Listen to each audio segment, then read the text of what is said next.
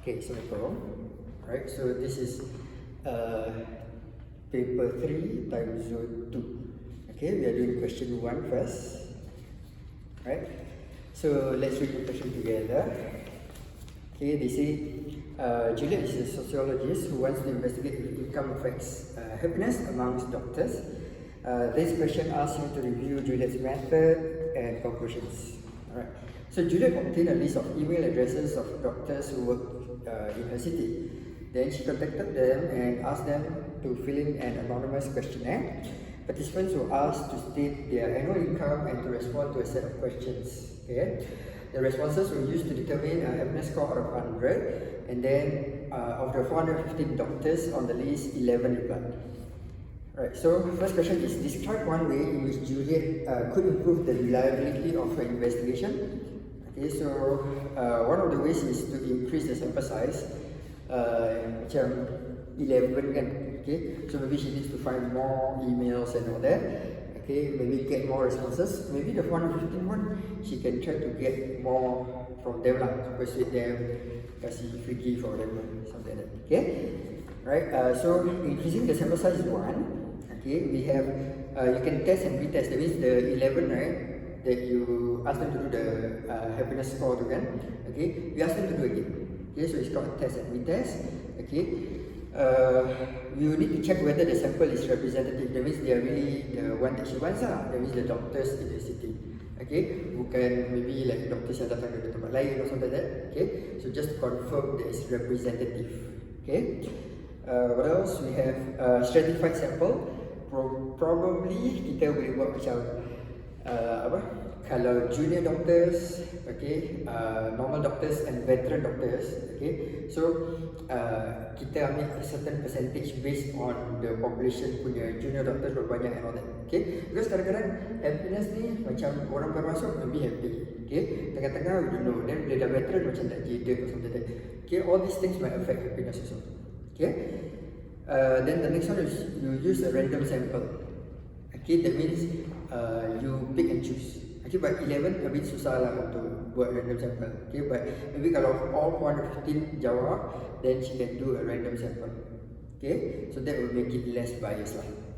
Okay, okay.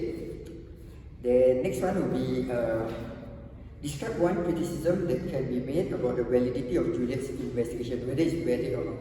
Okay, so daripada sini kita tengok happiness score je dah macam a bit, macam tak tahulah, a bit fishy lah. Okay, because happiness kan is subjective.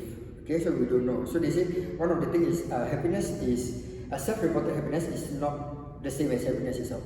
Okay, we cannot quantify it. That's the next point. Okay, happiness cannot be quantified. It's not measurable. Okay. Like I said, it's subjective. Okay, and non-random sampling, because dia tak ada buat sampling kan. Okay, so non-random sampling means a subset of population might be responding. That means walaupun the doctors kan, okay, maybe dia terambil doctor from a particular hospital. Okay, so maybe that hospital punya happiness level is different. Okay, so that's why they say non-random sampling, okay, means a subset of the population might be responding. Okay. Then what else? We have income might include external sources. When they say income kan, okay, kita tak tahu income tu datang daripada mana, daripada hospital tu aja ataupun sama ada income. Okay, Juliet is only sampling doctors in her city, so that's kind of like bias. Okay, dia pick and choose gitu. Okay, dia tak tengok other cities. Okay, correlation does not imply causation. Okay, ni nantilah. Okay, kita belum buat correlation lagi. And then sample might be biased. Okay. Okay. So the first two, and the next one pun tak ada benda nak tulis on the board lah. Okay. Right. The next one will be Juliet classifies. Okay, Juliet's results are summarized in the following table. So there's a list of responses A to K, and then Juliet classifies response K as an outlier and removes it from the data. Suggest one possible justification for a decision to remove it. Kenapa nak remove? So as you can see, dia punya income 1, 2, 3, 4, 5, 6, 7, 8, 9 macam tak make sense lah. Okay, so the income is, they say, implausible. Okay, not possible. Okay, macam tak make sense. Okay, too different from the rest. This ni taruh clearly contrived, that means orang sengaja lah main-main lah. Okay, Alright, so let's see.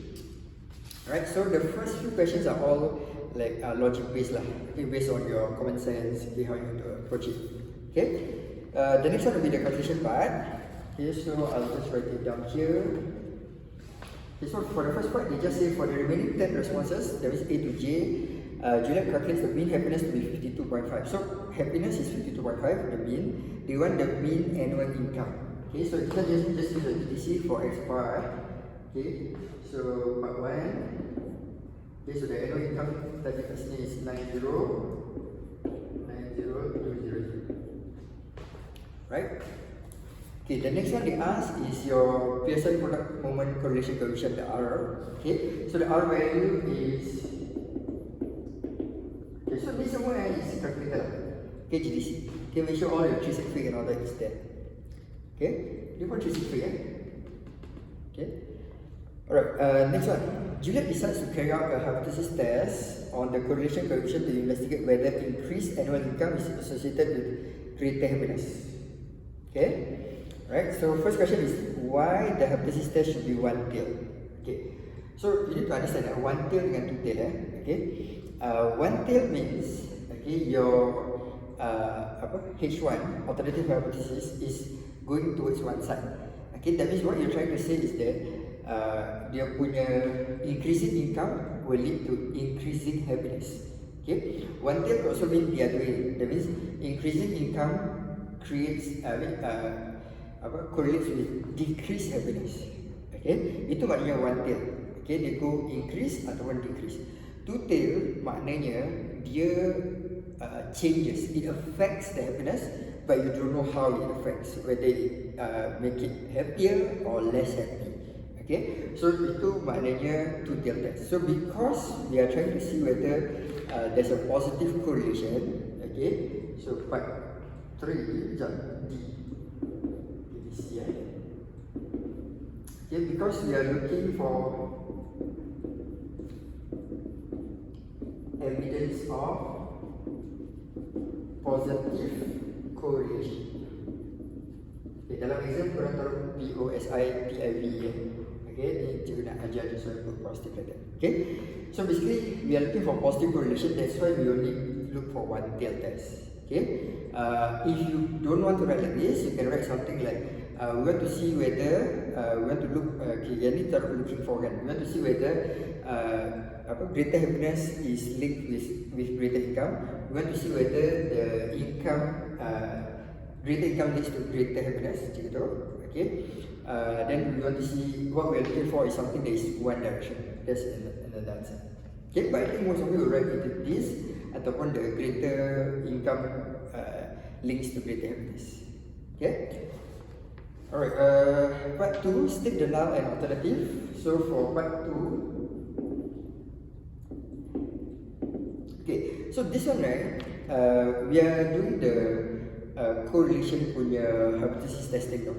Okay, so the row, okay, so please take note of dia punya benda nak picit the calculator punya benda nak picit. Okay, so the H0 the row is equal to 0, there is no correlation. Okay, H1 is row is more than 0. Okay, positive correlation. Okay, 5% significance level. Okay, so now dia punya R value is something. Okay, the critical value is 549. So what does it mean? It means that if it is 549 and above, that means the correlation is safe enough at 5% significance level. Okay, so since kita 0.549, okay, this one is more. Okay, more than 0.549. Okay, therefore we can reject H0. There is enough evidence to reject H0. Okay, and then we accept H1. Okay, that means there is a positive correlation.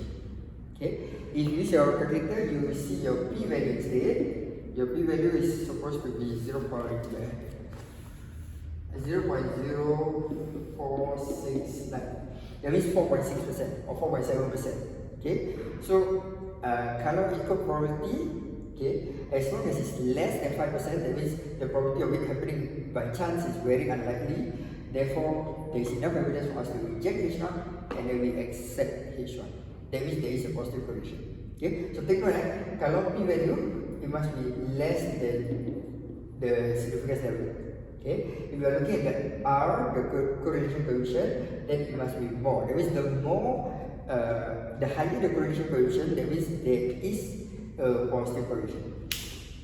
Okay, so take note of that. Okay, so now dah habis yang ini. Okay, the next part, they want to link it to regression, linear regression dengan quadratic regression. Okay, so let me erase this first. Right, so let's read. Juliet wants to create a model to predict how changing annual income might affect happiness score. Okay, to do this, she assumes the annual income in dollars X is the independent variable and the happiness score Y is the dependent variable. Okay, so she first considers a linear model of that. So just do this one. So it's part E. 1. So the linear model is Y equals to AX plus B. Okay, so the first question is just find A and B. So just use your GTC linear regression. A is 0.000126. B is 41.1. Okay, so interpret referring to income and happiness. The meaning of the nilai A.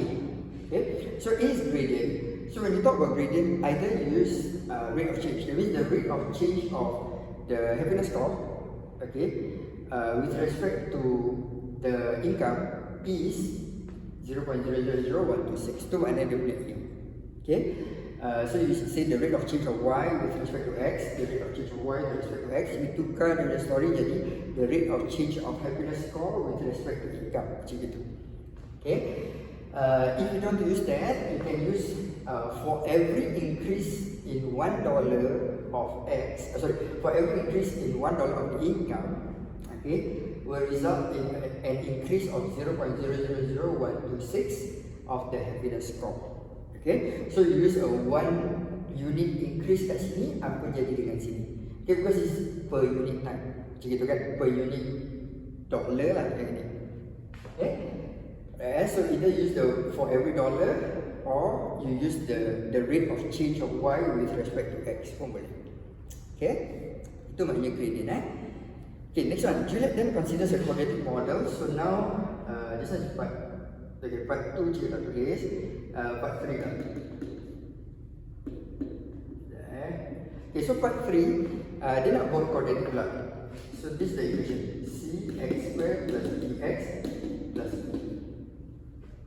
Okay, then they ask you to find CD. So C, ini just use your calculator and key in quadratic regression. So I'll just write down the absolute.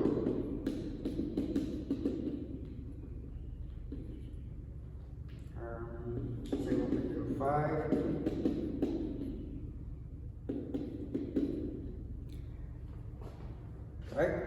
Okay, so just write down CD and E based on your calculator. Okay, and then find the coefficient of determination for each of the two models. So for this one, the R square, okay, take note pasal bawah ni dia kasih R square kan. So atas pun kena pakai R square juga. Jangan pakai dia R lah. Okay. Okay, so then so ini R square dia is linear is 0.311. Quadratic is 0.659. Okay, alright, so then compare the two models. So you can see that the R square here is a better fit. Okay, so you say that the quadratic model is a better fit for the data. Okay, or more accurate kind of thing. Okay, quadratic model explains a higher proportion of the variance. That means the changes. Okay, quadratic explain the changes accordingly. Okay, as the variance means like how does the X change? Okay, when how does the Y change when X changes? Okay, to measure the variance. Okay, but I think long view will just write that quadratic model is a better fit of the data as compared to the linear model.